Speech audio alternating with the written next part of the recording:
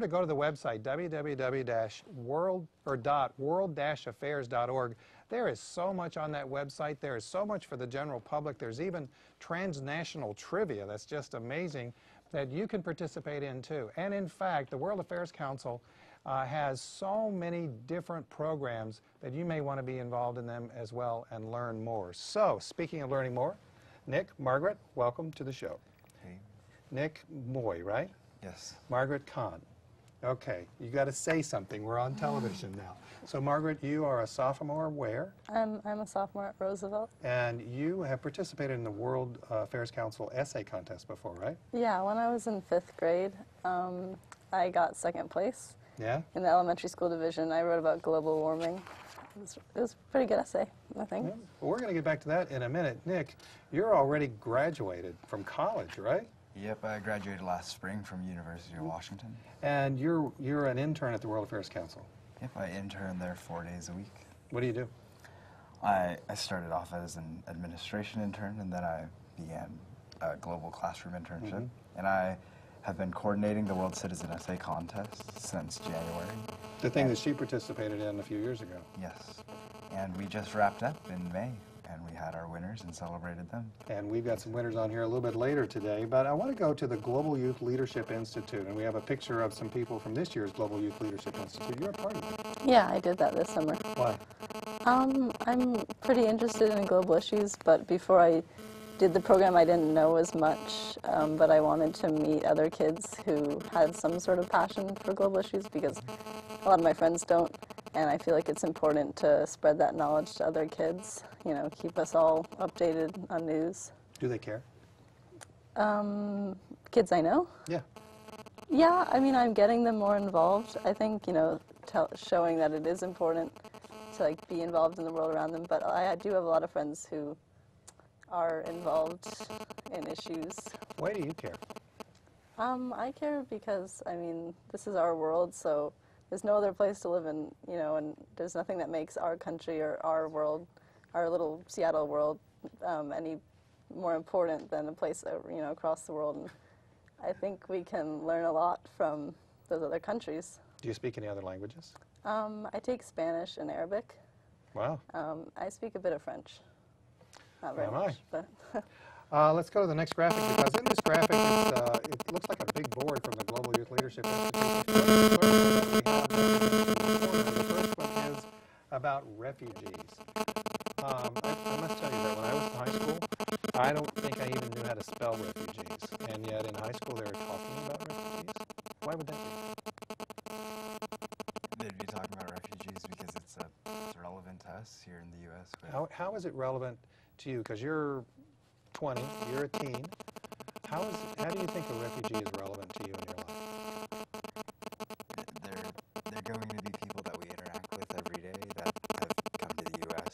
to live here and make a new life, and it's a reality that we can't just ignore that, oh, someone's a refugee. Oh, if I didn't know, then I don't, you know, I just kind of ignore the fact. But knowing that it helps us be better citizens and helping them become more comfortable with living here.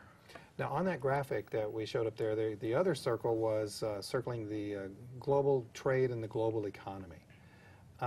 Is that something that interests you and some of your friends when talking about globalization and the global classroom itself? honestly, I don't really know much about that.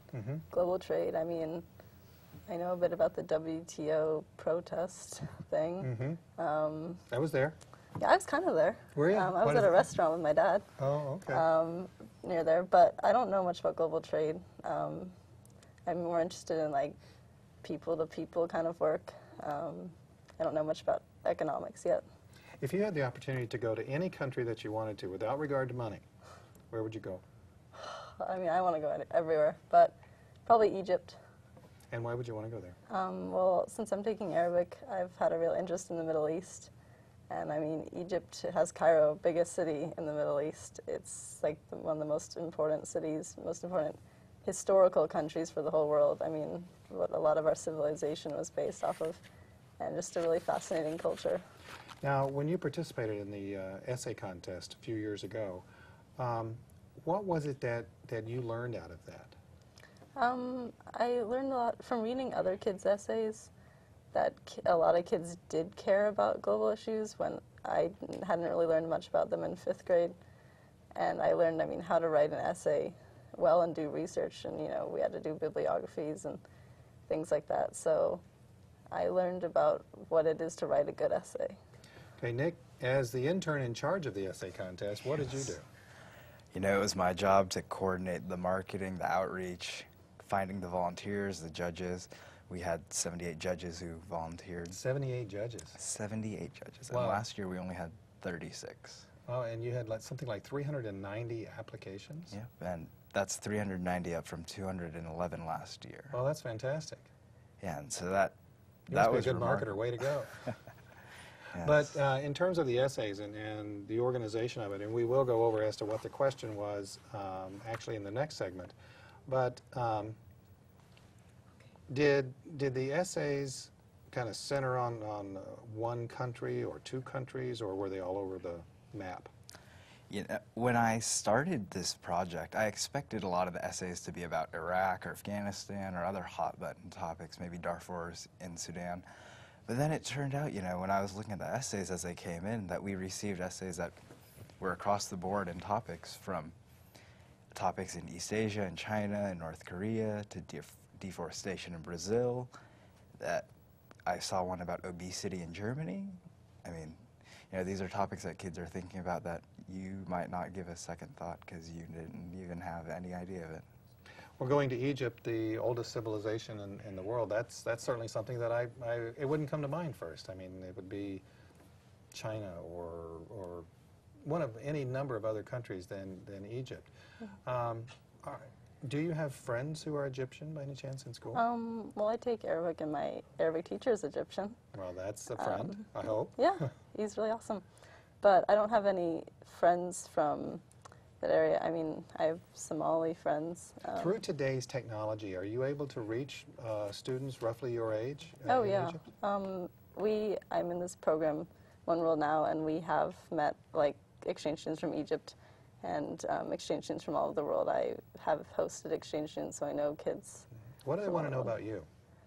A lot about high school and what American high school is like, how we interact with other kids.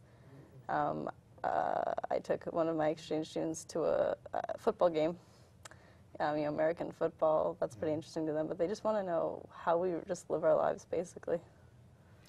Well, what is, I mean, you say that just how you live your lives. What's different, do you think, for them? And what do you want to know from them?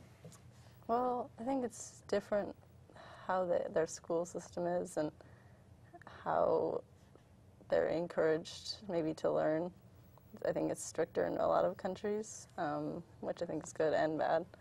And I just want to know, like, how they live their life, how it's different from us, because this is the only way we know here, and like, this is the only thing I know in Seattle. So to see another perspective on just a simple thing like school would be, like, really give me a better perspective on, like, how I live my life. Nick, as you marketed and encouraged students to, you know, write essays, did some of them call you and ask you questions, or did their parents call you and ask you questions? What kind of questions did you get about this? A lot of the questions we got were about how in-depth about the topics they should go into, or... Was there a page limitation? Yes, we had a 1,000 word limit, so it wasn't quite a page, but a word limit. So we were expecting succinct essays. And were they? And they were. You know, I would have never expected, but I'm reading essays from 5th graders, all 3rd graders, 4th graders. Are you learning something from 5th graders? And I'm learning something. Are you smarter than a essay. 5th grader? You know, that's where it comes into play. Well, I want to go to the final graphic of this segment, and Margaret and Nick, I want to thank you both for being on the show with us and for being involved with not only the World Affairs Council, but also with the essay contest as well, and keeping it up. Way to go, guys. So right there, right now on the website, was the winners for the Global Classroom, the World Affairs Council Global Classroom World Citizen Essay Contest. I think I got that right. And we're going to be actually talking to some winners here in just a minute, but